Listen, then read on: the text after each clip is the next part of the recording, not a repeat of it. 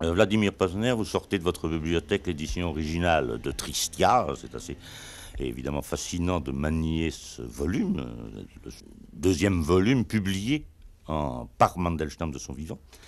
Et j'aimerais que vous nous lisiez un fragment Oui, oui. de ces poèmes pour notre oreille. Tout de suite. Je n'ai pas regardé depuis très longtemps. Je m'excuse, mais...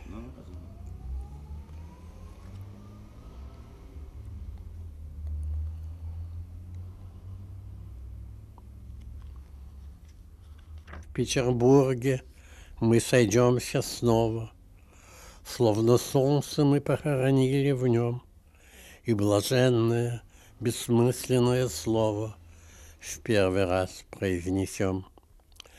В черном бархате советской ночи, в бархате всемирной пустоты все поют блаженно жжен родные очи, все цветут бессмертные цветы. J'aurais dû d'abord relire moi-même. Ça fait combien d'années? Oh, plus d'un demi-siècle, peut-être plus.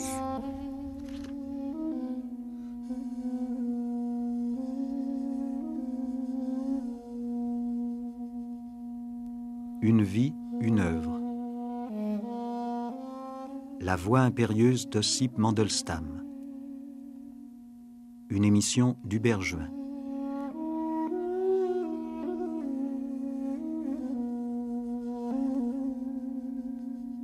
Ossip Mandelstam est né en 1891. Nous allons parler de lui, bien sûr, au cours de cette émission. Je voudrais simplement donner quelques dates, quelques précisions. Mais nos participants vont éclairer tout cela, je pense. Donc il est né en 1891, il est d'une famille pour partie juive. Il est un garçon, disons, de bonne famille. Il voyage, il ira à Paris, peut-être en Italie, nous ne savons pas très bien. Enfin, à Heidelberg en tout cas.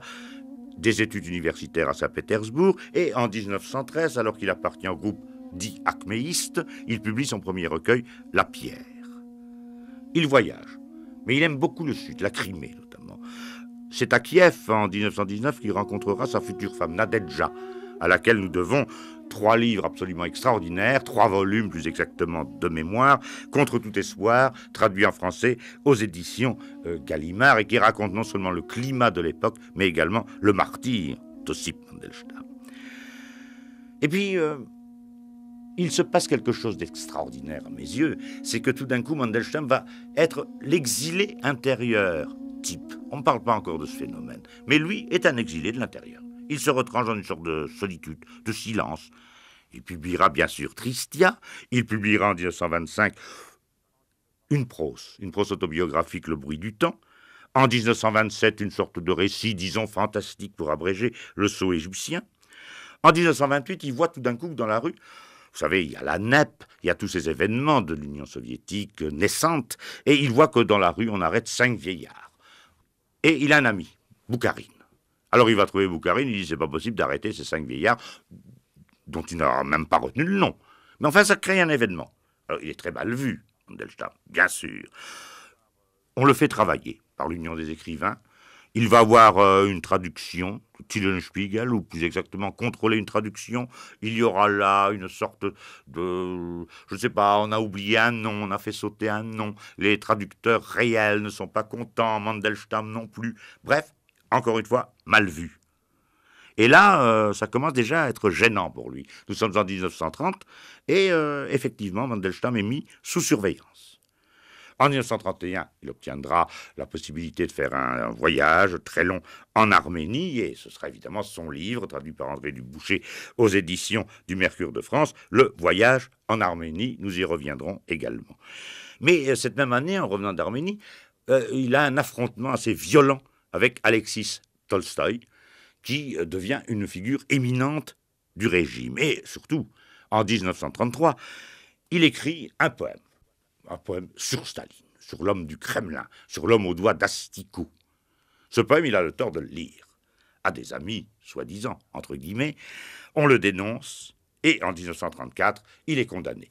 Nous allons revenir sur ces événements également, puisqu'il est condamné à la relégation qui se termine par un exil, finalement, 3 ans à Voronège, ce n'est pas rien. Évidemment, en 1937, tout le monde connaît l'histoire, la terreur, les procès de Moscou, disparition de Boukharine, bien sûr, et Mandelstam, en 1938, alors qu'il se trouve dans un sanatorium parce que des gens ont encore pu agir en sa faveur, est arrêté. On le transporte dans un camp de triage à Vladivostok. Il disparaît. Même en dehors du goulag, si l'on peut dire.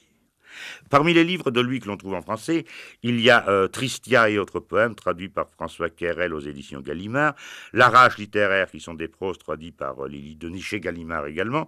Il y a Le voyage en Arménie, donc traduit par André Dubouché au Mercure de France.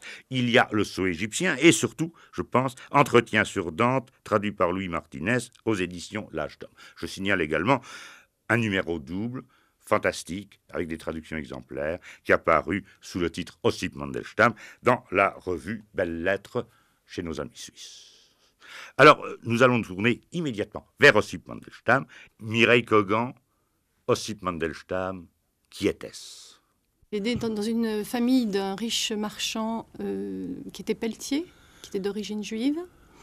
Et c'était un pelletier qui a eu souvent des déboires au point de vue commerciaux et qui était obligé de changer souvent de ville. Donc Mandelstam a vécu dans différentes villes, mais enfin son enfance s'est passée essentiellement à Saint-Pétersbourg. Et la ville de Saint-Pétersbourg, qu'il appelle d'ailleurs souvent Pétropole, de son nom grec, revient comme un leitmotiv dans ses poèmes, notamment après la Révolution. Saint-Pétersbourg est le lieu de la Révolution. Et pour Mandelstam, cette ville qu'il aimait, dans laquelle il voyait la capitale d'un empire, devient un lieu de tragédie.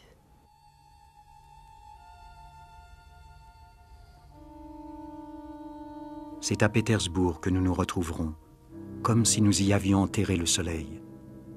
Et le mot bienheureux, le mot insensé, pour la première fois sera proféré.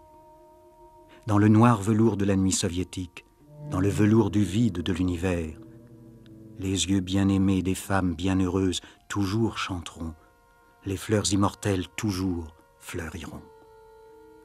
La capitale est bossue comme un chat sauvage, les patrouilles sont sur le pont, un moteur fend les ténèbres et sa rage a crié comme le coucou. Les laissez-passer me sont inutiles, je ne crains pas les vigiles. Pour le mot bienheureux, pour le mot insensé, au sein de la nuit soviétique, je vais prier. Dans la rumeur légère d'un théâtre, une jeune fille s'est exclamée. Les bras de Cypris sont chargés d'un énorme bouquet de roses immortelles.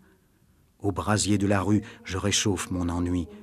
Les siècles vont passer, peut-être, et par les femmes bienheureuses, par leurs mains chéries, notre cendre légère sera recueillie.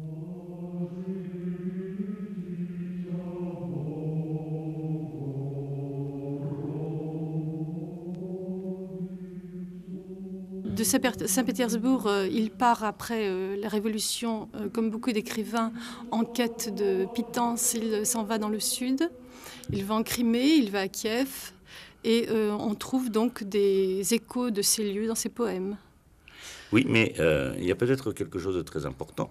Ce sont ces voyages de jeunes hommes, d'étudiants. Il y a quand même la France Oui. et l'Italie. L'entrevision de l'Italie. Oui, parce que n'aimerait pas beaucoup, d'ailleurs, qu'on en parle, bien non, sûr. d'ailleurs, mais enfin... son séjour en Italie reste une énigme. Personne n'a pu exactement dire s'il a bien été en Italie. On sait qu'il a été en France, qu'il a été en Allemagne. Il a fait des études à Heidelberg. Son père, d'ailleurs, le destinait à la profession de rabbin. Et il l'avait envoyé à Berlin au début du siècle dans une école talmudique.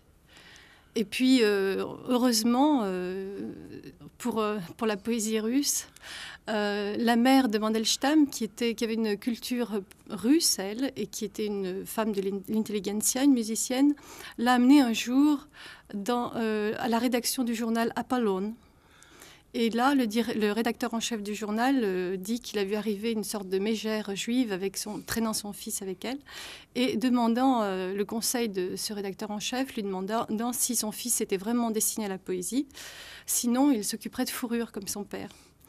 Et le rédacteur en chef de la revue Apollon dit que, à première vue, les poèmes de Mandelstam ne suscitaient pas un grand enthousiasme de sa part, mais quand il a vu l'expression de désespoir sur le visage de l'enfant, il a dit qu'il fallait l'aider et lui faire éviter ce destin qui était tracé familial de travail dans la pelleterie.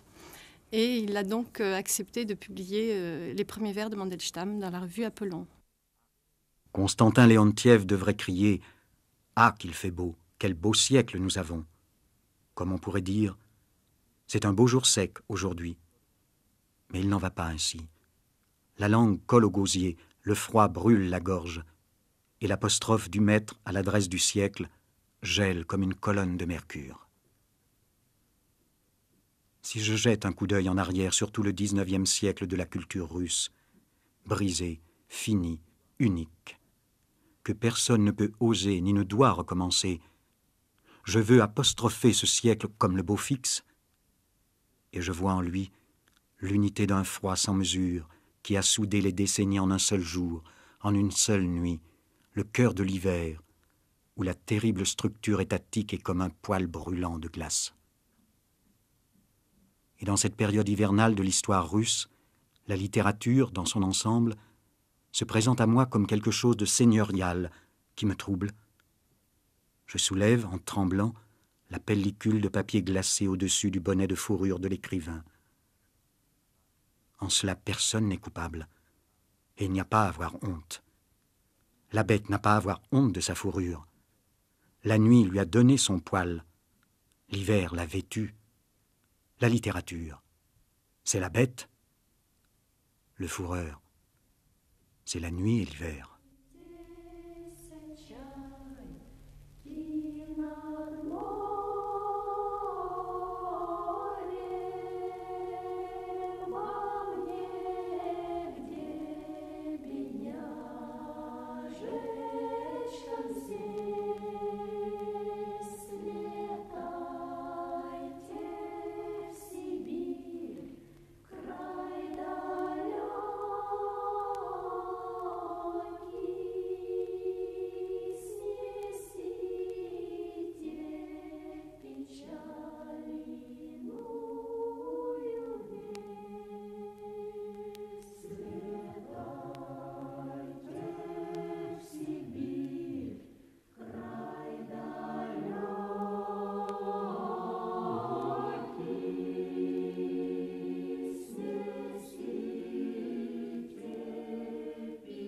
Et alors, il y a un autre aspect de Mandelstam que l'on gomme volontiers.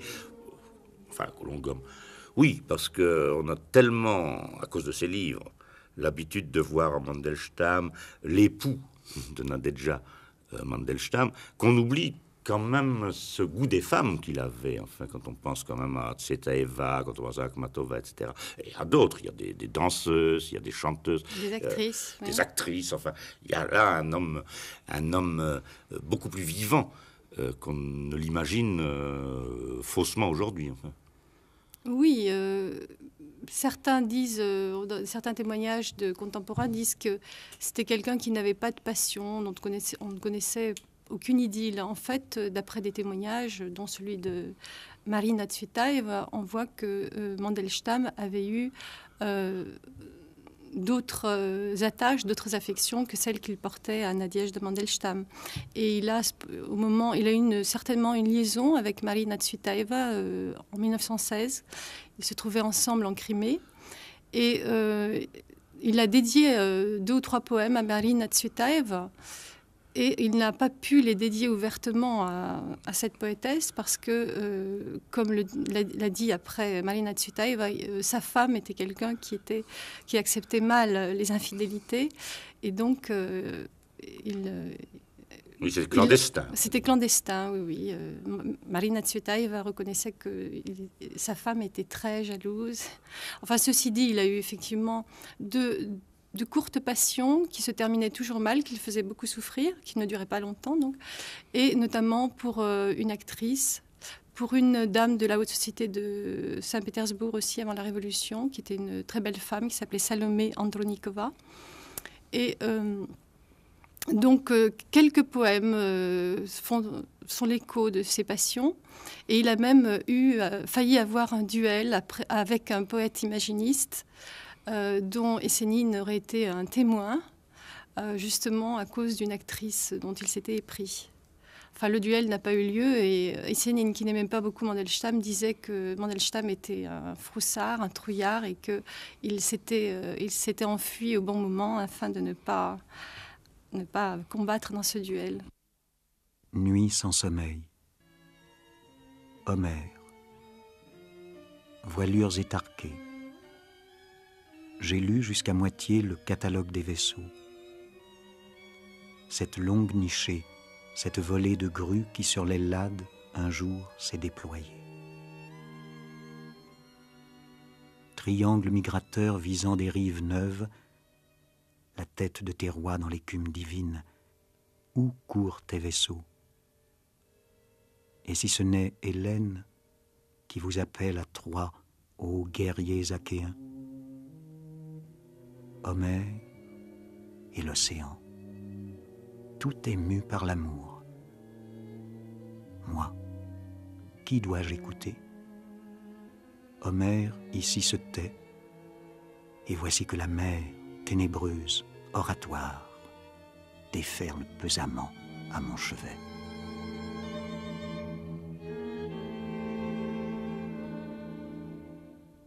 Alors, Vladimir Posner, comme témoin, je vais vous demander une chose, parce que la femme de Mandelstam, dans ses souvenirs, Nadezhda, dit il était grand.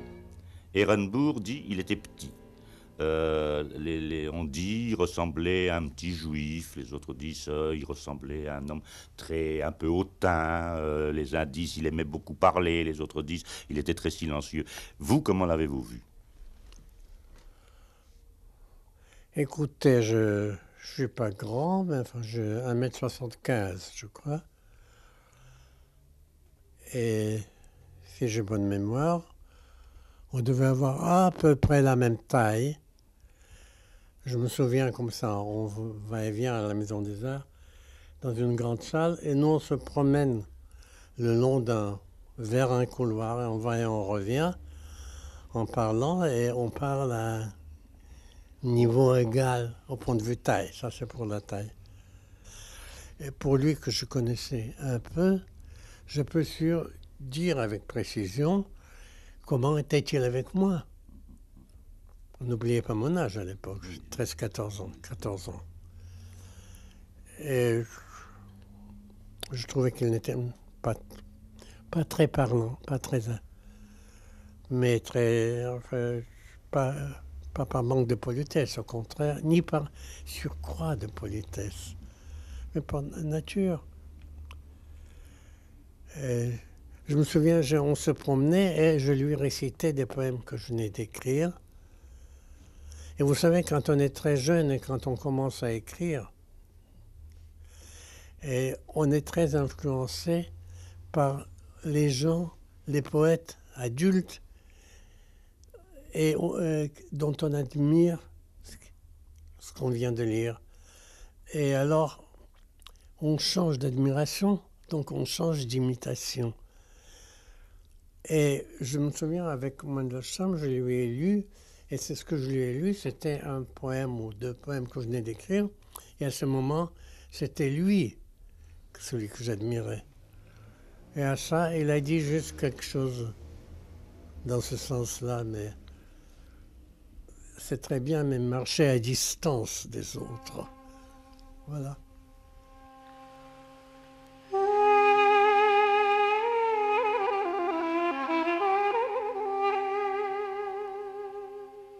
Je me suis lavé, de nuit, dans la cour. Le ciel brillait d'étoiles grossières. Leur lueur est comme du sel sur la hache. Le tonneau, plein jusqu'au bord, refroidi. Le verrou est tiré sur le portail et la terre, en conscience, est rude. De trame plus pure que la vérité de cette toile fraîche, on n'en trouvera pas. Dans le tonneau, l'étoile fond comme du sel, et l'eau glacée se fait plus noire, plus pure, la mort, plus salée, le malheur, et la terre, plus vraie et redoutable.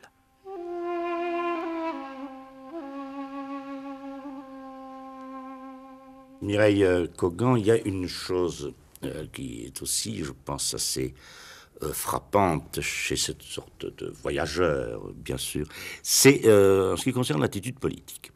Bon, l'attitude politique est très curieuse parce que finalement, il ne s'occupe pas de politique, il est marxiste à 15 ans et puis ça lui passe, bien sûr. Mais ses ennuis commencent avec ce poème épigrammatique contre l'homme du Kremlin, c'est-à-dire Staline. Mais on a l'impression que le sort est déjà joué. C'est un exilé de l'intérieur, on pourrait dire né. C'est un opposant né. Comment expliquez-vous cette détermination finalement pour un homme qui ne s'occupe pas de politique? C'est peut-être pour ça qu'il est un opposant né ou un exilé de l'intérieur destiné, parce qu'il ne s'occupe pas de politique, dans un monde où il faut s'en occuper. Oui, il est resté sur la touche à partir des années 1922. Il a fait quand même un essai pour s'adapter à la nouvelle réalité. Et dans un de ses poèmes, il dit que, bon, puisqu'il le faut, essayons de tourner le gouvernail grinçant de l'histoire. Il a voulu essayer, il y a eu des tentatives d'adaptation au nouveau régime. Il a collaboré, par exemple, au ministère de l'Éducation nationale, chez Lunacharsky. Il travaillait dans les bureaux de ce ministère. Mais enfin, c'était des tentatives qui n'ont pas duré. Et il est resté, effectivement, toute sa vie dans une réserve totale vis-à-vis du régime, du nouveau régime. Mais cette réserve était quand même une résistance qu'on peut qualifier de politique, puisque dans ses vers, on retrouve une sorte d'esprit civique, qui est un esprit de résistance à cette nouvelle réalité qu'il n'accepte pas, qu'il n'accepte pas surtout parce qu'elle détruit toutes les valeurs auxquelles il a cru, auxquelles il croyait, la culture, ces valeurs, cette culture ancienne, grecque, latine, dont on retrouve l'écho dans ses poèmes. Et il voyait dans le nouveau siècle, dans la nouvelle réalité, la réalité soviétique, il a traduite sous la forme d'une métaphore le velours noir de la nuit soviétique. Il voyait dans cette réalité un nouveau chaos. Et d'où sa revendication pour un nouveau classicisme, au fond. Oui. Les recherches dans sa poésie est une constante recherche de ses racines, qui est un essai de construction effectivement classique, de structuration classique de toutes les valeurs culturelles qui l'avaient formé. Parce que s'il y a d'extraordinaire, c'est que, bon, Mandelstam paraît... Bloch écrit Les 12, par exemple. Oui. C'est quand même assez frappant, puisque Mandelstam dira qu'un poème doit naître avec la voix, et Les 12 de Bloch est effectivement aussi un poème qui naît avec la voix. Et la voix est un peu partout, parce que, bon, il y a Bloch d'un côté, mais enfin, mettons à part Essénine. Mais il y a Maïakovski, et il y a Khlebnikov. Et c'est finalement par opposition à ces trois-là, je crois, que surtout Mandelstam détermine sa propre poésie, ou sa propre poétique. Oui. Ceci dit, la voix et la prononciation jouent un rôle important aussi dans l'acte d'affirmation de la poésie chez lui, puisque tous les témoins qui l'ont vu lire ses poèmes disaient qu'il les chantait tel un chaman. Et qu'il était complètement transfiguré, lui qui était quelqu'un de maigre, un peu freluquet, qui était petit, il se redressait, il rejetait la tête en arrière, et il chantait ses vers, il criait, même les syllabes accentuées, il les criait. Donc on retrouve ici une façon de lire la poésie qu'on trouve aussi chez Maïakovski, qui était un tribun, un orateur de la poésie. C'est peut-être ce qui vexait, ce qui hérissait Mandelstam, c'était justement l'orateur. Oui, Oui, d'ailleurs, la poésie pouvait oui. effectivement être chantée ou lue avec des accentuations très fortes, mais ce n'était pas l'orateur, justement, ce n'était pas le tribun. Non, non. D'ailleurs, un jour, il a laissé Maïakovski pantois en lui disant... Maïakovski commençait à lire avec l'emphase qu'on lui connaît, un de ses poèmes, et dans une réunion de poètes, et Mandelstam lui a dit « Arrêtez-vous, vous n'êtes pas un orchestre roumain ».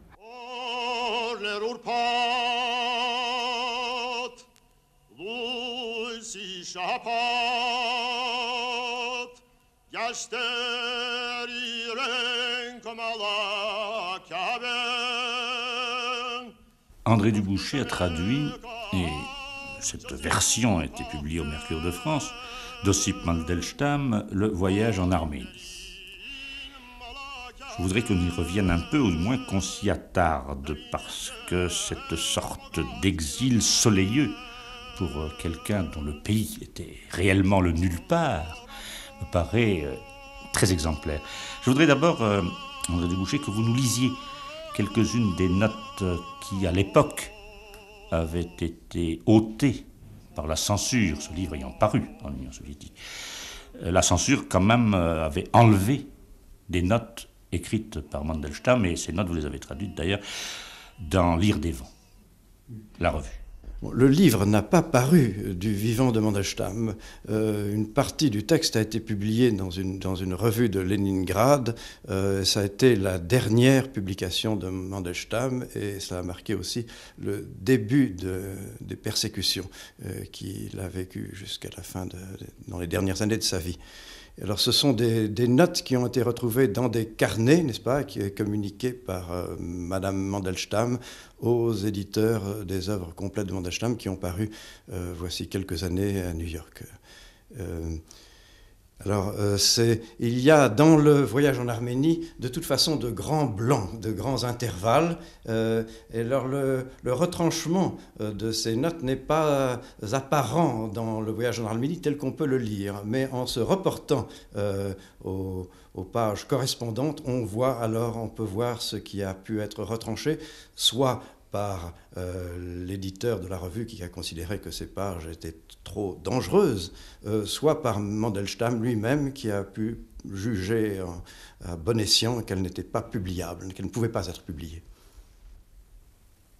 Rituels, mœurs, coutumes, cérémonies de mariage, rites funéraires, coiffure des femmes, artisanat local, tout ce qui passe sous les yeux du voyageur ne sont que couleurs et motifs reportés sur la toile, les serviettes à toilette de la terre. Pallas, un technicien des sols doué de sensibilité.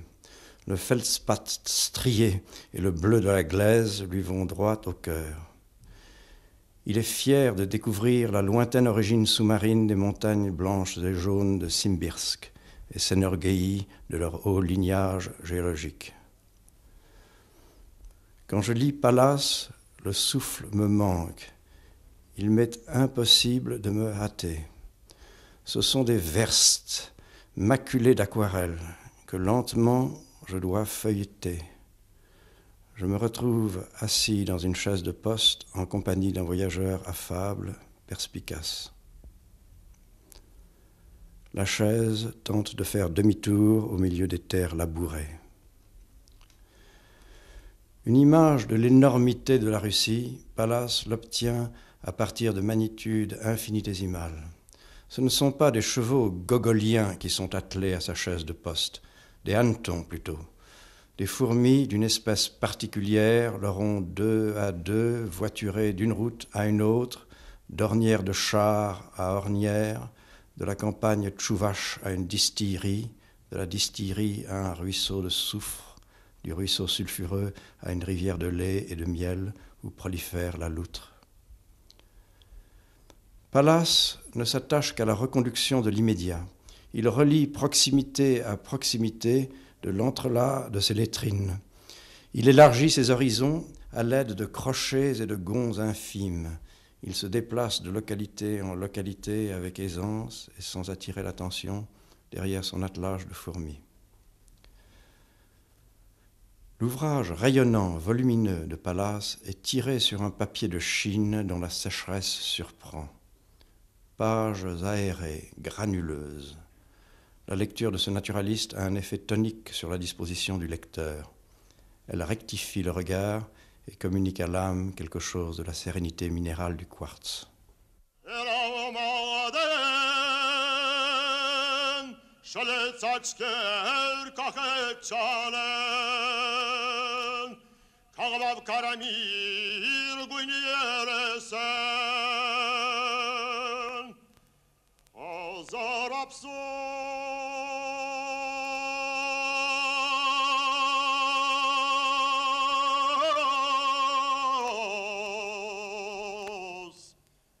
André Dubouché, il y a dans l'admirable posthume qui est l'entretien sur Dante, un passage, au début d'ailleurs, qui me paraît, qui me touche profondément.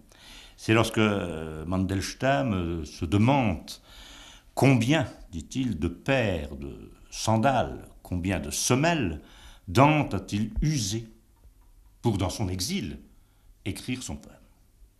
On peut se demander combien de chaussures d'âme, peut-être, a usé Mandelstam dans son exil intérieur.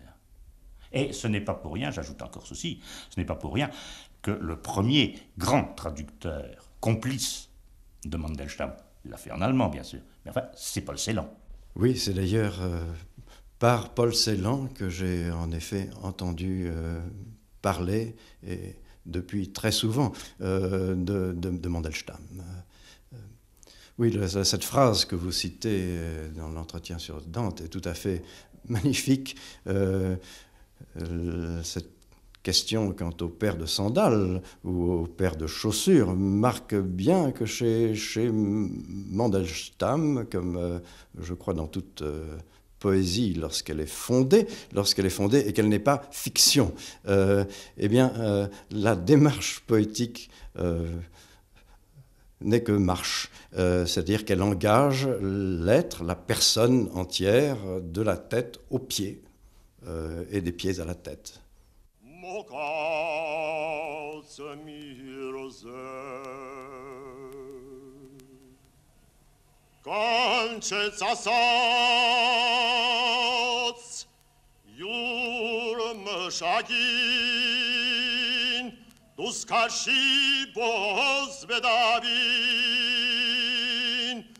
La physiologie de la lecture est encore à étudier. Il y a là un sujet qui ne doit pas être confondu avec la bibliographie et qui s'apparente aux phénomènes organiques de la nature. Le livre que l'on compulse, le livre en place sur le pupitre du lecteur, est analogue à la toile tendue sur son châssis. Avant de se manifester en tant qu'effet de l'énergie du lecteur, un livre aura ouvert une fissure dans sa biographie.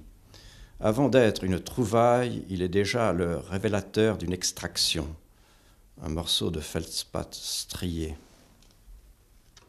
Notre expérience, notre mémoire, dont jusqu'au trou se révéleront solidaires, les tropes, les métaphores de nos perceptions et associations, tombent globalement sous la coupe de l'insatiable rapacité du livre, et les expédients des puissances qui le gouvernent ont la diversité des subterfuges guerriers. Le démon de la lecture surgira du tréfonds d'une culture peu à peu transformée en désert. Pareil phénomène est inconnu des anciens. Ils ne recherchaient pas dans un livre la substance d'un mirage. Aristote, lorsqu'il lit, demeure objectif. Parmi eux, les meilleurs écrivains étaient des géographes.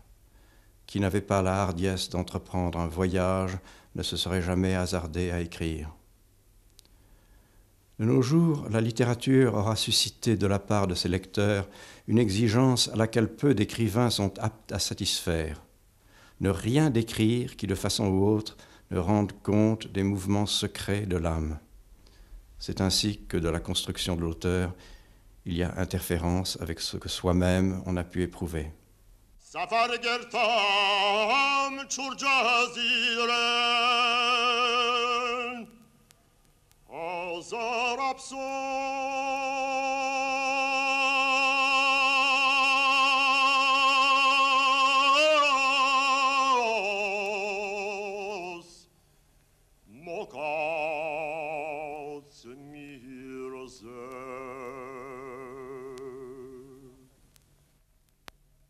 Il y a enfin une chose, et surtout dans les textes, André Dubouché, que vous avez traduit, que vous avez lu, c'est ceci, c'est la vision n'est pas le mot exact, enfin, maintenons-le, la vision que Mandelstam se fait du livre organisme.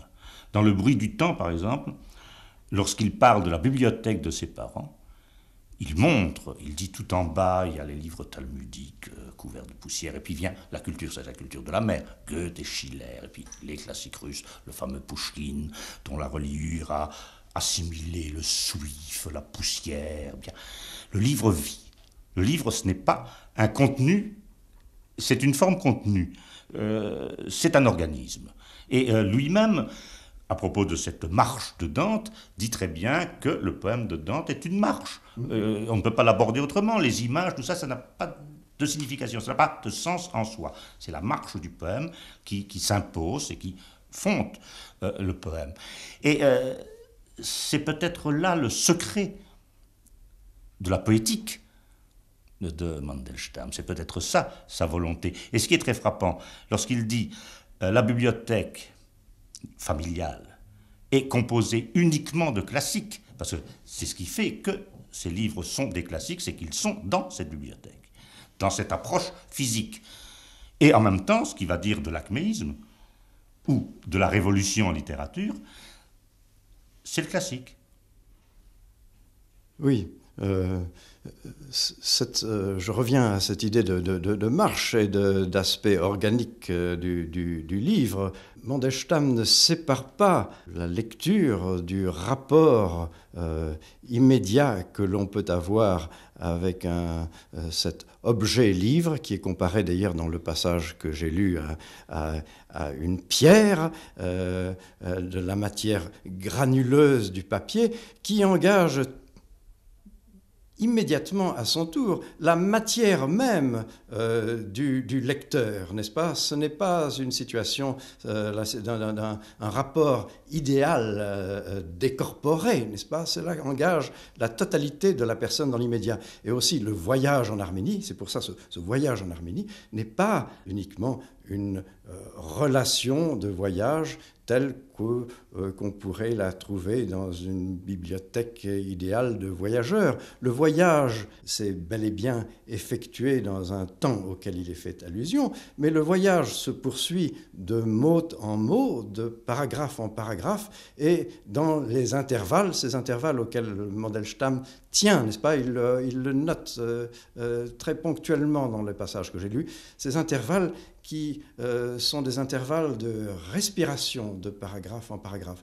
Alors ce voyage a lieu chaque fois que le lecteur qu'il attend, qu'il appelle, se trouve impliqué dans l'acte de lire ce livre.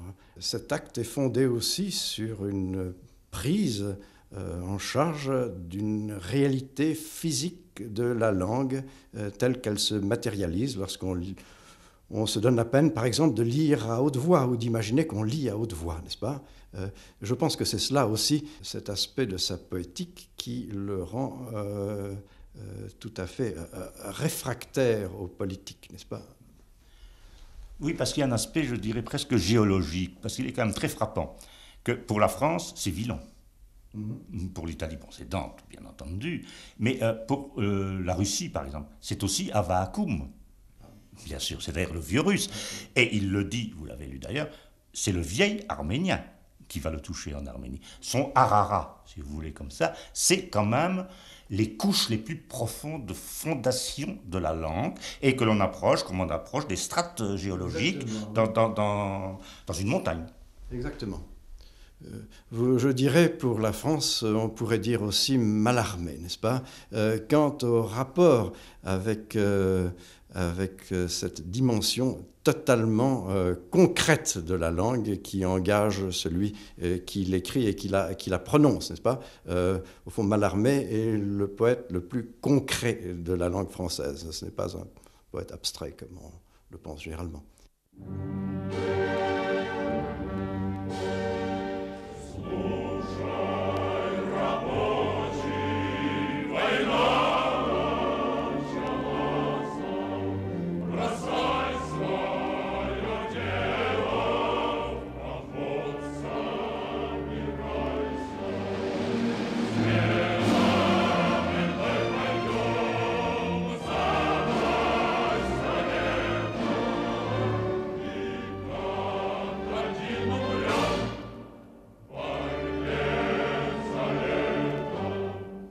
Nous vivons, insensibles au pays qui nous porte.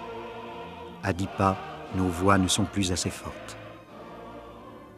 Mais il suffit d'un semi-entretien pour évoquer le montagnard du Kremlin. Ses doigts épais sont gras comme des asticots, et ses mots tombent comme des poids de 100 kilos. Il rit dans sa moustache énorme de cafard, et ses bottes luisent, accrochant le regard. Un ramassis de chefs au cou mince l'entoure, sous-hommes empressés, dont il joue nuit et jour. L'un siffle, l'autre miaule, et un troisième geint. Lui seul tient le crachoir et montre le chemin. Il forge oukase sur oukase en vrai forgeron, atteignant tel à l'aine, tel à l'œil, tel au front. Et chaque exécution est un régal, dont se pourlèche le 7 au large poitrail.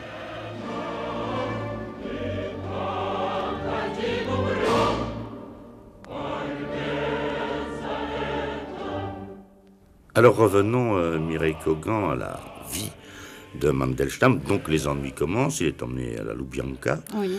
Et après le poème l'exil. sur Staline, l'épigramme Voilà. sur Staline. Et il y a qui est le tombé coup de entre les téléphone mains. de Staline à Pasternak.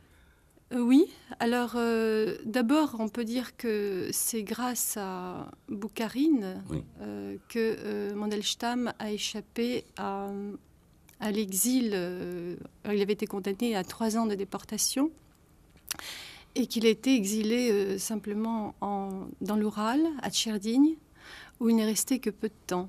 Boukharine, comme le dit Nadejda Mandelstam dans ses mémoires, a joué le rôle d'une bonne étoile dans la vie de Mandelstam. C'est grâce à lui, toutes les choses heureuses qui leur sont arrivées dans leur existence pauvre et misérable, il le devait à Boukharine. Donc, grâce à Boukharine, Mandelstam n'est resté que quelque temps à Tcherdigne, dans son exil de l'Oural. Et comme après sa détention à la prison de la Loubianka à Moscou, à cause des interrogatoires nocturnes, il a sombré dans la folie. Il avait des hallucinations auditives. Et donc, pendant son exil à Tcherdigne, dans l'Oural, il a fait une tentative de suicide. Il s'est jeté par la fenêtre de l'hôpital. Il est tombé du 2e étage et il s'est cassé le bras. Et donc, il avait ces accès de folie qui étaient dus à ce qu'il avait subi pendant les interrogatoires à la Loubianka. Et il s'attendait, ces accès de folie étaient dus au fait qu'il s'attendait constamment à être arrêté à nouveau ou même carrément exécuté, fusillé. Et quand il était à l'hôpital de Tcherdigne, où il avait été donc interné à cause de ces troubles mentaux, oui, il était persuadé que le châtiment devait arriver à 6 heures. Et donc, une des infirmières, qui était devenue l'amie du couple à cet hôpital, avait suggéré à Nadejda Mandelstam de reculer les aiguilles de la pendule plutôt de les avancer, de façon à ce que l'heure fatidique soit passée et que Mandelstam ne soit plus sujet à cette appréhension. Néanmoins, son état était extrêmement grave. Quand il sortait de l'hôpital, il errait dans les rues de Tcherdigne avec sa femme et il regardait autour de lui, dans les ravins,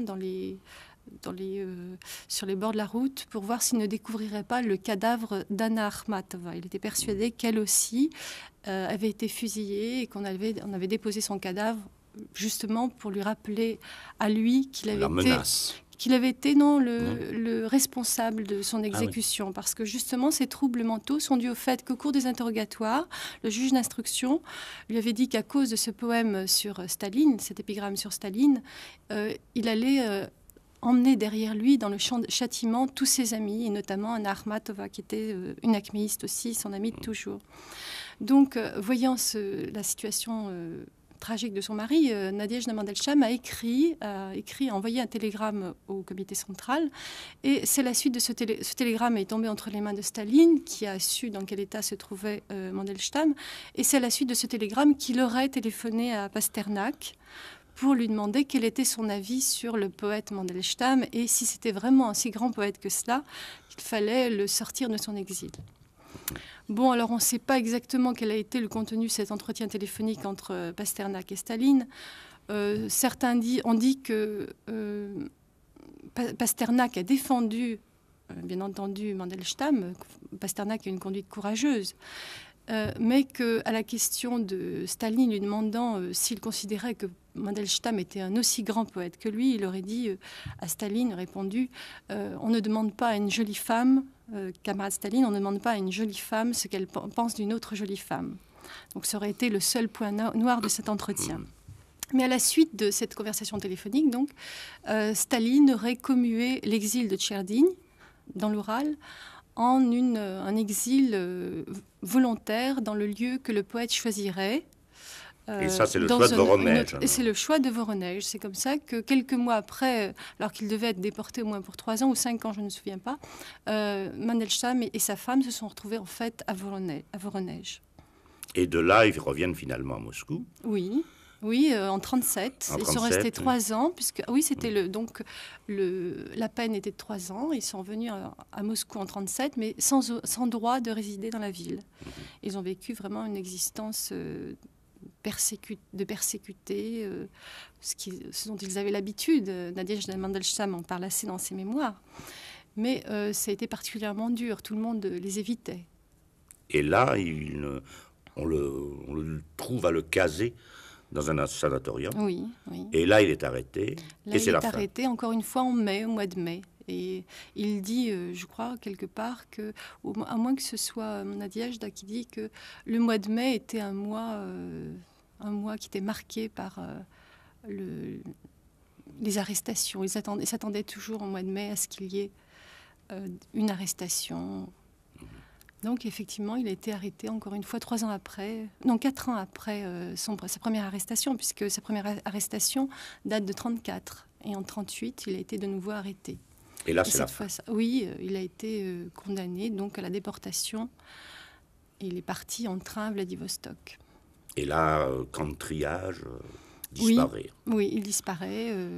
Vous savez que les versions concernant sa fin sont nombreuses. Mokatshuken lenu herken halale jan lale mokatshuken lenu herken halale jan lale yirku jahel kerten kuken halale jan lale yirku jahel kerten kuken halale jan lale mekner bego mekner amber halale jan lale mekner bego mekner amber halale jan lale eninj bego vtenov halale jan lale eninj amberim yariter halale jan lale. De tout ceci, de cette vie en miettes, de cette vie martyrisée, évidemment, de cette vie d'exil intérieur, il demeure une œuvre peu nombreuse, certes, mais qui s'affirme comme étant de plus en plus importante, de plus en plus marquante, accusatrice, oui, mais contre tout espoir, disait Nadezhda Mandelstam, mais peut-être non, pour tout espoir, qui sait. Et c'est à propos de cette œuvre que je voudrais maintenant que nous approchions Mandelstam, que nous sachions d'où il part, à quoi il s'oppose et d'où il vient. Jean Blot. Je crois que c'est un poète très important et qu'il est à l'origine de beaucoup de choses, au moins en Russie. C'est donc, comme vous le savez, le chef de file de l'acméiste, ou sinon son chef de file, certainement son poète le plus doué. Il faudrait peut-être dire 2 mots sur ce qu'était l'acméisme, parce que ce n'est pas seulement un mouvement littéraire, c'est un mouvement de sensibilité. Il n'est pas seulement russe, je crois qu'il est assez général. Et Mandelstam, qui est certainement le théoricien du mouvement et celui qui était le seul à avoir une tête philosophique, le définissait assez bien en essayant de rattacher la notion même de l'événement à la marque, par opposition à l'évolutionnisme de Darwin. C'est-à-dire, il n'y a pas évolution, il y a mutation. Comme il dit, la plante est une flèche lancée. C'est un événement qui est sans précédent, et de même le langage est, face à ce premier événement, un second événement également sans précédent. Le langage n'a pas d'histoire, le langage n'a pas d'avenir, il a un présent absolu. Et il durera aussi longtemps que le langage durera. Il n'est pas possible de le préciser dans le temps. C'est la rencontre de ces 2 flèches qui doivent faire la poésie. Donc, première chose, c'est l'hostilité systématique au symbolisme. C'est l'enterrement d'un ami, d'ailleurs, parce qu'enfin, c'était en tout cas un ami de Ahmad, sinon de Mandelstam, d'Alexandre Blok, qui est certainement le plus grand poète russe de ce siècle. Et puis, il y a que Mandelstam a exprimé une terreur, et une double terreur qui est évidemment contemporaine. La première, c'est cet éloignement du monde par rapport au psychisme humain qui fait la terreur de vivre. La seconde, c'est une terreur historique très précise, c'est la terreur stalinienne. L'une et l'autre sont exprimées par Mandelstam, elles seront profondément liées l'une à l'autre, nécessairement. Elles le seront avec un classicisme qui est tout à fait remarquable. Il y a quelque chose de marmoréen dans Mandelstam. D'ailleurs, il dit, je vous coupe une seconde, que l'acméisme, au fond, c'est le classicisme. En tout cas, il le revendique. Il le revendique, oui. Il le revendique, il dit que le poète, je crois, quelque part, s'enivre volontiers du vin classique. C'est référence à Catulle. Enfin, il pense à une espèce d'universalisme considérant que la poésie est une, qu'il n'y a jamais eu de poète, comme il le dit lui-même, mais d'admirables pressentiments, qui s'appelle Homère, qui s'appelle Ovide, qui s'appelle Shakespeare, et j'ajoute très volontiers qui s'appelle Mandelstam. Il n'y a eu que d'admirables pressentiments vers ce sommet où alors toute poésie se rejoignant et toute poésie confondue, il n'y a plus qu'un absolu poétique qui est justement la rencontre miraculeuse de la flèche tirée de l'événement et de la flèche tirée du langage.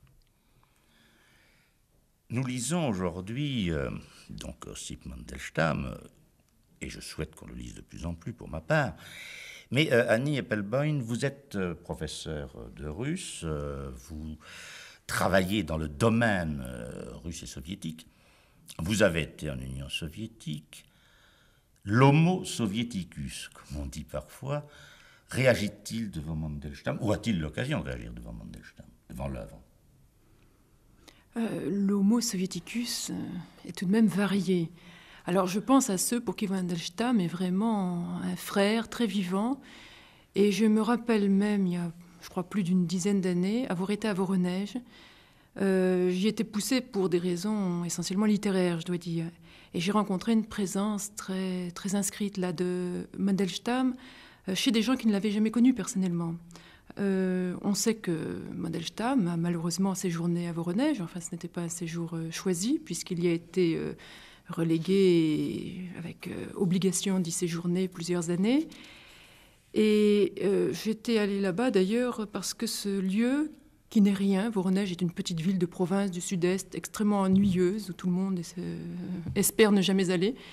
Et en fait, pour moi, c'était un lieu mystérieux qui était la conjonction de toutes sortes de choses assez prenantes pour moi en littérature. D'abord Platonov, qui était ma véritable raison d'exister littérairement à cette époque, qui est lui-même natif de Voronej, qui en exprime très bien la place symbolique pour la Russie. Et puis, effectivement, j'y ai rencontré Mandelstam, plus exactement, ses traces dans le souvenir des gens. Et je me rappelle particulièrement que je voulais, en plus, dans cette ville, aller voir le Don, toujours pour des raisons littéraires, dû être suite à Eva, là, plutôt. J'avais très envie de voir la débâcle sur le Don, qui est éloignée d'une vingtaine de kilomètres de Voronej. J'ai raté la débâcle. Je suis arrivée pour ces grandes inondations. Et comme la campagne était inondée, que c'était difficile de marcher, j'avais avec un ami de Voronej, qui était un chercheur en littérature, extrêmement tchécovien comme personnage, presque chouette, tellement il séjournait dans les bibliothèques. Je l'avais décidé à m'y emmener et n'ayant pas trouvé de taxi ou je ne sais pas, il n'était pas très pratique, nous avons marché sur les traverses du chemin de fer jusqu'au Don. Et comme le chemin était long, que la plaine était triste par un temps gris, il s'est mis à réciter des poèmes sur ces traverses, alors que nous nous connaissions à peine, et il a lu Mandelstam tout du long, sur 20 kilomètres, je dois dire. Et il le savait donc par cœur. Et j'en ai été très frappée, parce qu'à ce moment-là, par écrit, il n'y avait presque rien dans le pays. Et lorsqu'on est revenu à Voronej, qu'on a rencontré quelques-uns de ses amis, eh bien oui, Mandelstam était là, très présent parmi eux, très familier. Mais c'est un îlot, je ne veux pas en faire un exemple valable pour l'homo soviéticus. Oui, mais il y a quelque chose quand même de très important dans ce que vous dites, je crois, Annie Appelboim, c'est la marche. Justement, votre ami lit Mandelstam ou récite Mandelstam en marchant sur des traverses de chemin de fer. Or, le poème, pour Mandelstam, il le dit explicitement, a une élaboration, disons, tellement physique qu'il le compare à une marche. Oui, absolument. J'ai été très frappée, c'est un moment inoubliable, parce que j'avais l'impression qu'avec cette récitation-là, Dieu sait que la récitation de poèmes peut être exécrable par des gens qui ne sont pas directement concernés. Mais là, j'avais l'impression d'une recréation, c'est-à-dire de retrouver ce rôle du souffle dans l'écriture poétique même de Mandelstam. Et c'était vraiment très, très beau. Alors ça, je pense que c'était un moment miraculeux, mais je pense que Mandelstam s'est conservé comme ça, dans le souffle des gens.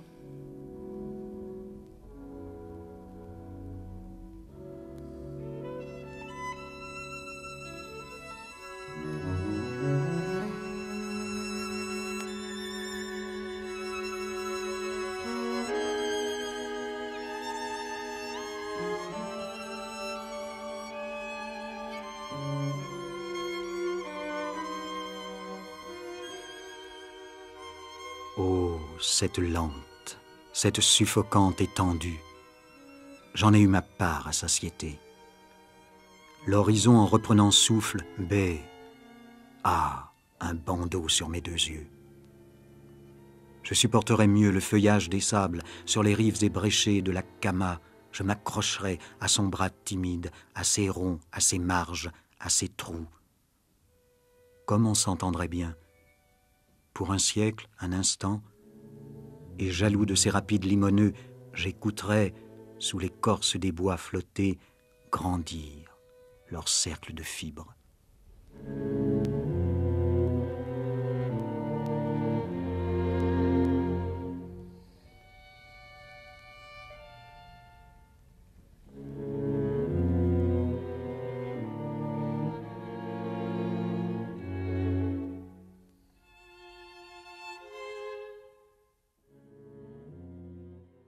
Vladimir Posner, vous avez été un témoin finalement, puisque vous avez connu Mandelstam, vous avez été toute votre vie et toute sa vie à lui un intime de Shklovsky, de Victor Shklovsky, protecteur par ailleurs de Mandelstam, je crois.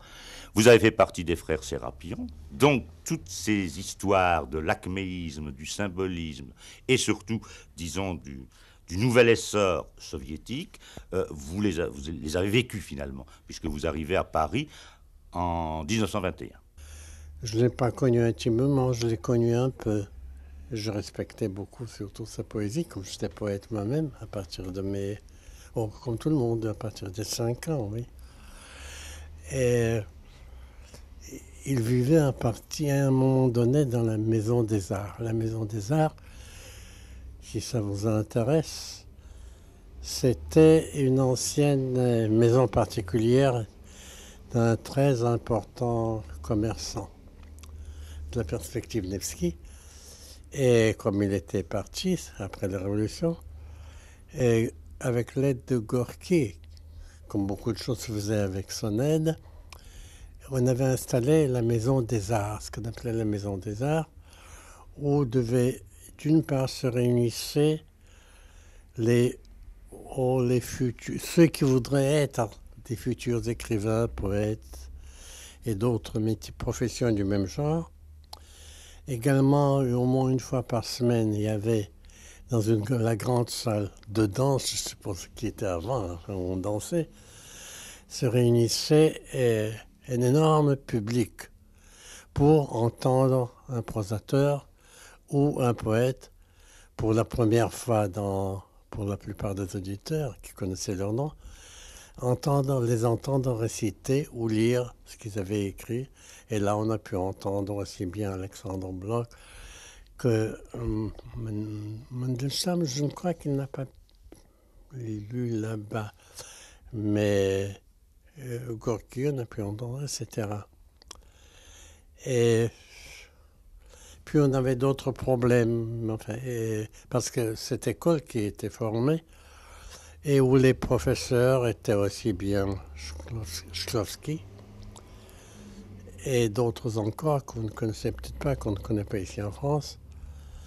Si des poètes, un grand poète comme Gumilov, enseignait la poésie, c'était ça. Il enseignait comment il fallait éviter je dirais pas la vulgarité, mettant trop d'adjectifs dans le poème.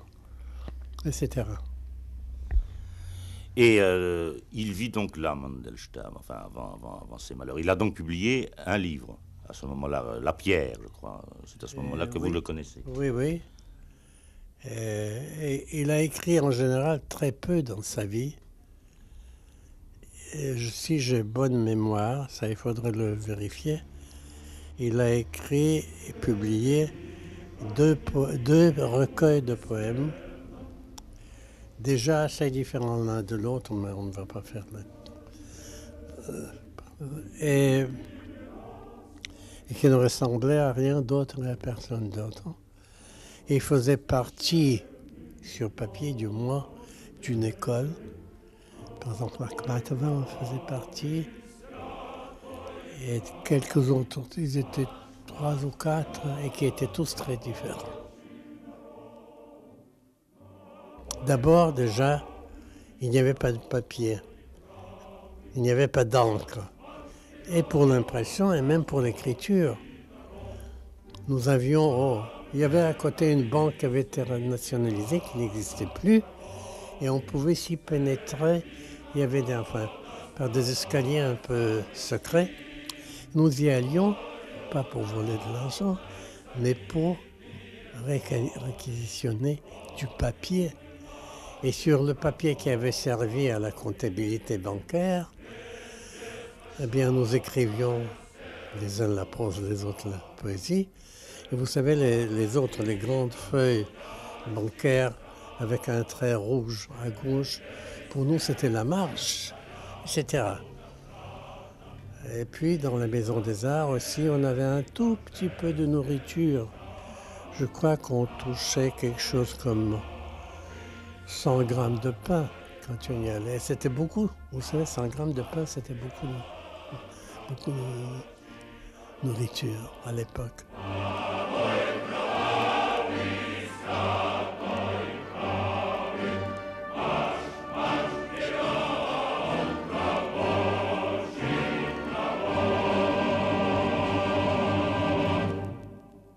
Je pense qu'un jour, il a montré à je ne sais plus qui un de ses poèmes, et quelqu'un lui a dit « Oui, c'est très bien, mais lorsqu'il sera terminé, plus aucun des mots qui le composent aujourd'hui n'y figurera encore. » Vous voyez ce que je veux dire. Alors, c'est quand même un poète, disons, Mandelstam, qui écrit quoi, 2 poèmes par an, 3 poèmes? C'est difficile, là, sur le nombre, ce serait difficile. Parce qu'il s'exprime aussi là-dessus, ou plutôt sa femme dit que finalement, il écrivait très très peu, il écrivait par crise, dit-elle. Donc l'aspect physique, il s'y trouve aussi. Non, l'aspect physique s'y trouvait certainement, mais je crois qu'il ne faut tout de même pas perdre de vue que c'est, pour citer le mot de Schlegel, d'hypoésie, d'air-poésie, pour parler une langue que je ne connais absolument pas. Et c'est un petit peu son destin qui continue.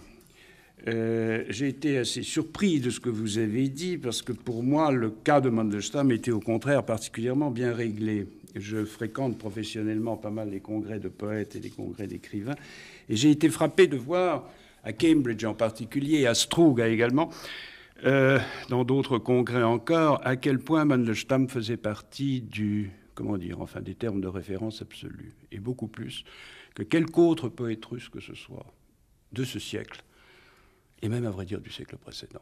Et si nous pensons un peu à sa prose est une espèce de jonglerie culturelle qui n'est vraiment accessible qu'à quelqu'un qui connaît non seulement admirablement la littérature russe et ses thèmes majeurs, mais qui en plus ironise volontiers sur ces thèmes et en connaît les revers.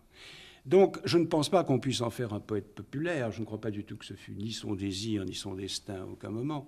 Il s'est opposé assez violemment, d'ailleurs, à Mayakovsky et à tous ceux qui ont voulu faire de la poésie d'estrade, même s'il a lu, et il lisait, je crois, assez bien lui-même ses poésies. Mais ça, c'est... D'ailleurs, il y a un récit merveilleux d'Akhmatova qui dit comment il est en train de s'ennuyer, n'est-ce pas, et tout à coup surgit un cygne, qui s'envole.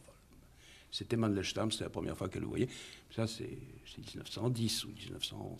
Donc, oralité, certes, mais tout de même, je crois, probablement, en dehors de quelques excès, du genre Khlebnikov, la poésie, dans le sens le plus classique du terme, la plus savante qui soit. Et je ne crois pas du tout, malgré la terreur où elle plonge, c'est-à-dire malgré les sentiments les plus communs, les plus généraux où elle s'abreuve, je ne crois pas qu'on puisse espérer en faire une poésie qui sera aussi largement populaire que Yesenin, que Makovsky.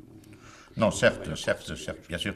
Mais enfin, ne faut-il pas un peu se méfier de ces généralisations? Parce que je me souviens d'un texte de Roman Jakobson, je crois, dans lequel il voulait donner une signification à la poésie russe du XIXe siècle, surtout par la succession de suicides ou de morts brutales qui frappaient les poètes assez jeunes. Enfin, il disait ça, c'est un signe de la poésie russe. Enfin, c'est peut-être excessif, non, Annie Eppelbaum? Moi, je trouve tout de même que chez Mandelstam, d'après les témoignages de sa femme en particulier, mais même d'après ses poèmes, que la poésie chez lui est intimement liée à la chair et à la vie physique, et que s'il produisait si peu, pour autant, il était en gestation douloureuse et tendue pendant sa vie entière, et que c'est lié, je crois, absolument à ce destin tragique de la poésie russe, dans lequel l'être tout entier est pris vitalement dans un acte de création poétique qui se termine, eh bien, encore une fois, par une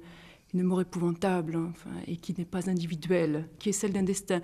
Et d'ailleurs, pour cela, ces poètes-là sont repris dans la conscience, pas collective, mais tout de même dans la conscience nationale. Et je pense que, là, je voudrais préciser pour ce que dit Jean Blot, qu'effectivement, Mandelstam a un destin beaucoup plus clair à l'étranger, outre-Atlantique particulièrement, chez les anglo-saxons, qu'en France. Et là, j'en profite pour dire que, malheureusement, en France, la littérature russe contemporaine a eu un destin très particulier. On l'a méconnue à force d'en connaître seulement des axes qui sont représentatifs de peut-être une part seulement. Je veux dire, pour la poésie contemporaine, jusqu'aux dernières années, on connaissait tellement les années 20, Maïakovsky, tout ce qui au fond correspondait à l'élan social et culturel français autour de la guerre, de la poésie engagée, lié à la poésie engagée. Ça, on le connaissait très bien. On en avait même fait, j'exagère un peu, une sorte de boursouflure qui cachait les autres poètes. De telle manière qu'à l'époque, dans les 10 dernières années, où en Amérique on connaissait déjà fort bien, on traduisait, on étudiait Mandelstam ou bien Brodsky pour la poésie contemporaine, eh bien ici nous n'en connaissions rien, parce qu'il ne correspondait ni au mouvement révolutionnaire, enfin issu de cette poésie de tribun, effectivement, des années 20, dite avant-gardiste, ni au mouvement disons, plus traditionnaliste de Yesenin, Bounine, qu'on avait connu par les émigrés principalement, et qui ne remettait pas en question l'image, disons, éternelle de la Russie. Et entre ces deux axes, je crois que vraiment la recherche et la critique littéraire française a été très bloquée pendant longtemps, et que c'est comme ça que nous avons tout simplement omis de voir des géants tels que Mandelstam. Ou Akhmatova. Oui, bien sûr. Je pense qu'effectivement, cela a été gommé. Mais je voudrais revenir, avec ce que vous disiez, sur un aspect, pour revenir à Mandelstam, très important. Je crois que c'est cet aspect d'oralité, mais sur lequel il faut s'entendre. Si l'on se fie au souvenir de sa femme, et il faut s'y fier, je crois, on s'aperçoit que Mandelstam avait besoin des autres pour élaborer sa poésie. Il avait besoin des autres d'abord parce que je pense que sa poésie, peut-être, gomme-t-il, efface-t-il, en tout cas, essaye-t-il justement de rendre classique, de marmoréen, des événements qui sont comme le vécu de lui-même et des autres.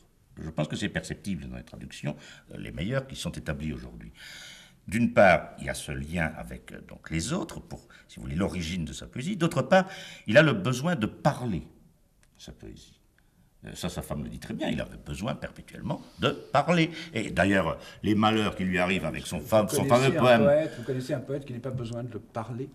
Il y a des poètes, il y a des poètes qui, je pense, ne veulent pas lire leurs poèmes, par exemple. En public, mais pour eux-mêmes? Ah, pour eux-mêmes, oui, peut-être, mais lui, ça dépasse quand même le lui-même, étant donné que les grands malheurs qui lui arrivent, c'est les lectures qu'il fait de son fameux poème sur Staline. C'est quand même là où tout vient, ce poème ne paraît pas. Ce poème n'est pas publié, et tous les dénonciateurs de la Tchéka le notent et disent « mais il nous l'a lu ». Bon, et c'est comme ça qu'arrive le destin frappe, enfin si vous voulez, à cause de cela. Et regardez comment ça se fait, toujours si on se fie à sa femme, Mais les poèmes, on perdait les manuscrits, mais comme ils étaient perpétuellement parlés, on pouvait les réécrire. Oui, il y a une oralité traditionnelle dans la poésie russe. Hein. C'est une poésie qu'on dit... c'est d'abord une poésie pour un peuple d'illettrés. Oui, et puis une poésie scandée. C'est tout de même un peuple illettré jusqu'au début du XXe. Et une poésie basée beaucoup plus sur le rythme et l'intonation que la nôtre. Ça, ce sont des conditions linguistiques différentes. Absolument. Mais en plus, on pourrait le dire aussi bien de Pouchkine, on pourrait le dire aussi bien de n'importe quel poète. Et il y a des soirées littéraires où on lit des poèmes, où les gens viennent en foule, ce qui est inimaginable ici. Enfin. Mais à part ça c'est valable pour tout poète russe, de langue russe. Mais pour Mandelstam, comme ça, dans un flash, si j'essaye d'imaginer Mandelstam, moi j'ai deux visions, une bouche et une oreille. Une oreille parce que je crois qu'il était incroyablement sensible au bruit de son temps. Et il parle d'ailleurs de la souffrance. Bruit du temps, c'est un titre de prose. Et puis il a souffert vers la fin, dans les années de sa persécution, il avait des espèces d'hallucinations auditives comme si on lui martyrisait l'oreille. C'est comme ça qu'il a perçu la terreur. Et la bouche, parce que je crois que plus fort que l'écrit, qui est déjà la retombée, au sens bergsonien, de ses poèmes, il y avait le moment de l'élaboration, le moment où la bouche s'arrondit, c'est un thème d'un de ses poèmes, pour non pas parler, parce que je ne pense pas que c'était un bavard, mais pour énoncer. Enfin, on a l'impression d'une voix qui met longtemps à tout simplement arriver à accéder à la bouche et à être articulée sur des lèvres. C'est vraiment l'image dominante que j'ai de Mandelstam.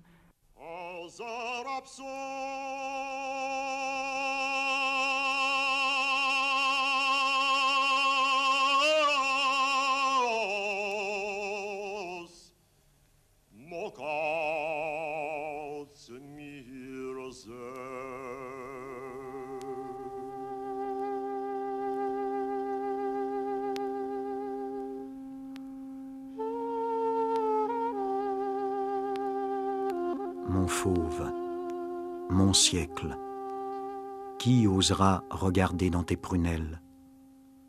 Qui par son sang ressoudra tes vertèbres brisées? Un sang bâtisseur a jailli de la gorge des choses terrestres, le dos du temps a tressailli sur le seuil de l'avenir.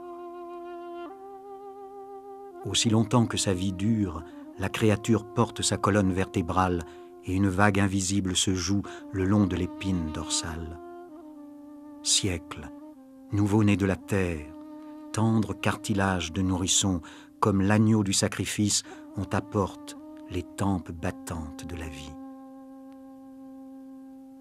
Pour libérer la vie des chaînes, pour commencer le monde nouveau, il faudra lier d'un fifre les genoux noueux de nos jours.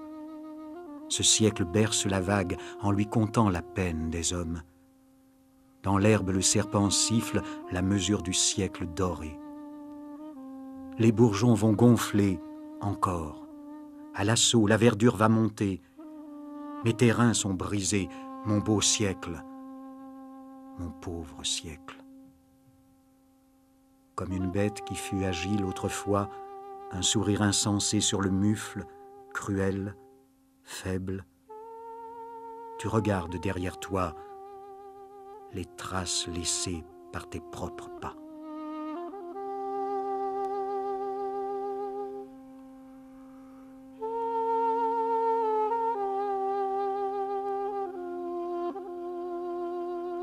Baptiste Marais, dans un livre que vous avez publié à Actes Sud, qui est en réalité un long poème, qui a pour titre « Ode au poète pris dans les glaces », vous évoquez, entre autres, Mandelstam. Il me semble dès lors que Mandelstam a dû vous requérir et peut-être vous influencer. En tout cas, ce livre, Ode au poète pris dans les glaces, témoigne d'une fréquentation assidue de l'œuvre d'Ossip Mandelstam. Pourquoi? Enfin, quelles sont les raisons? Qu'est-ce qui vous requiert? D'Ossip Mandelstam et de Nadejda Mandelstam, parce que je trouve que les deux sont liés d'une manière indissoluble. Alors, je crois qu'il y a plusieurs choses. Il y a le poète, que je considère comme un des plus grands poètes du XXe siècle, en lui-même, aussi bien sa période heureuse d'avant 1917 que la période de plus en plus tragique au fur et à mesure que le stalinisme réduisait les intellectuels en général et les poètes en particulier au silence.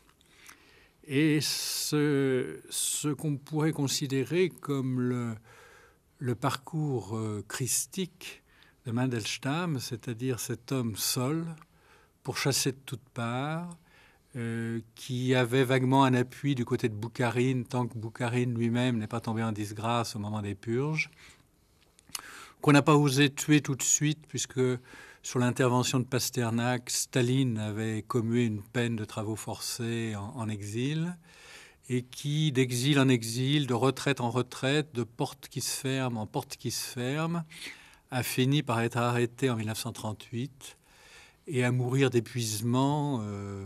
Il avait à peine, il avait moins de 50 ans, il avait à peine plus de 40 ans, dans un camp de transit à Vladivostok, où il était trop épuisé pour pouvoir être envoyé au goulag. Et de cette mort même mystérieuse, dans les conditions, son corps a disparu, on ne sait pas où il est enterré, une espèce de légende est née, des écrivains du goulag comme Chalamov ont raconté des contes tout à fait extraordinaires et fantastiques sur cette mort.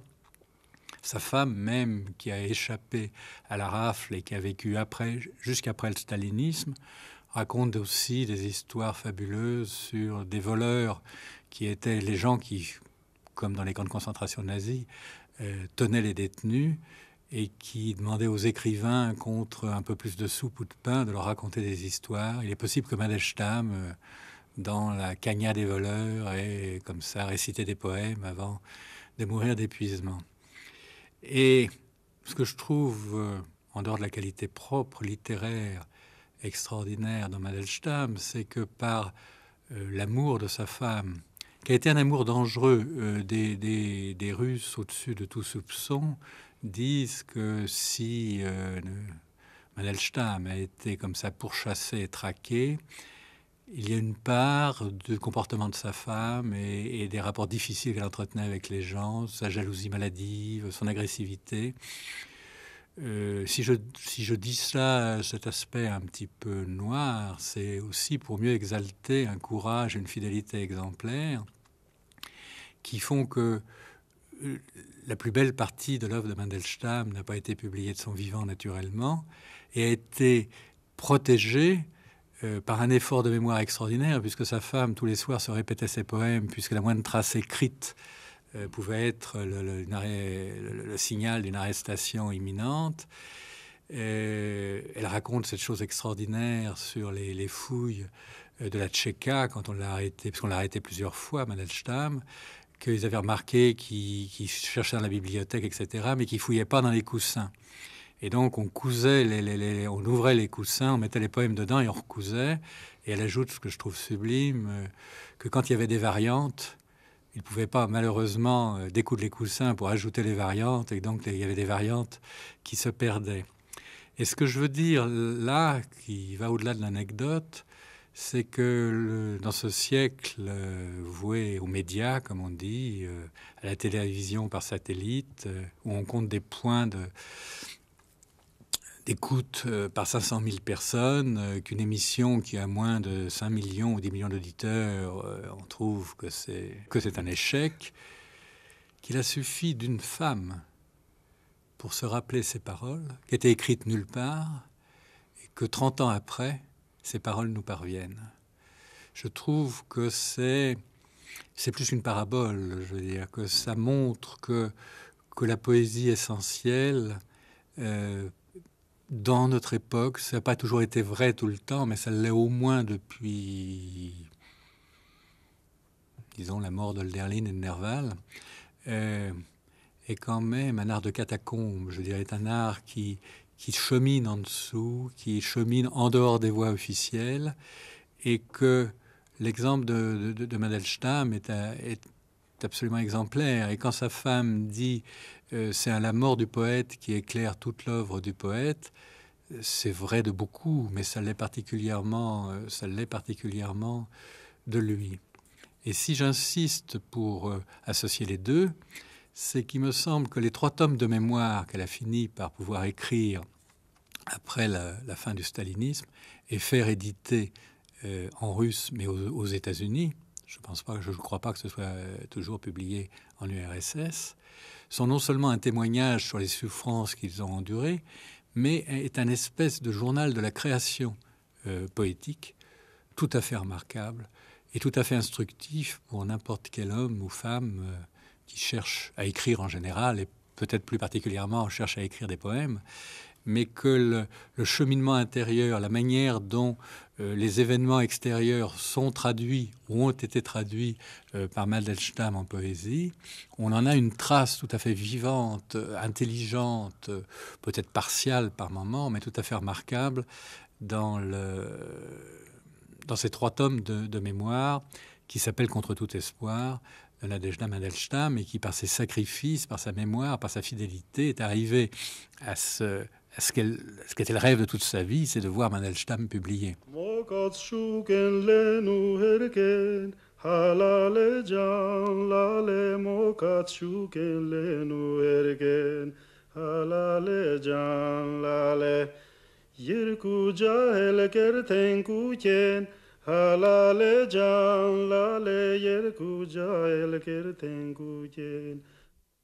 Nous lisons des livres pour rafraîchir notre mémoire, ce qui par intermittence crée un obstacle, puisque l'accès aux livres ne nous est jamais donné que sur l'élan d'une remémoration que par nous-mêmes déjà nous avons amorcée.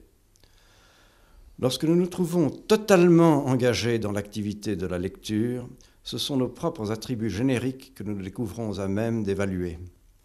On connaît alors l'extase de se situer librement et comme à volonté à des stades d'existence et à des âges divers.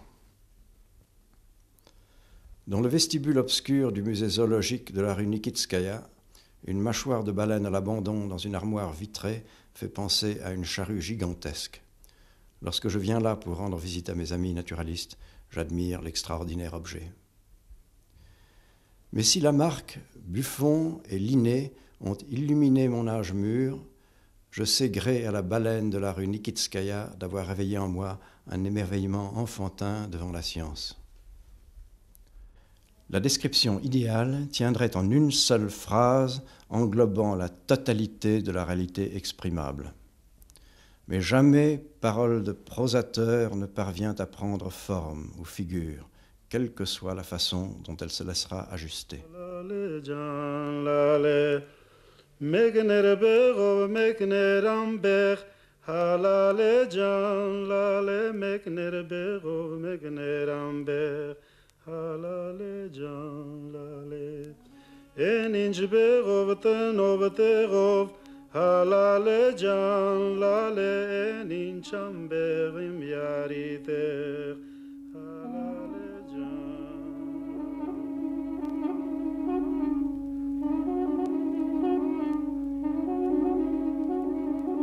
Une vie, une œuvre.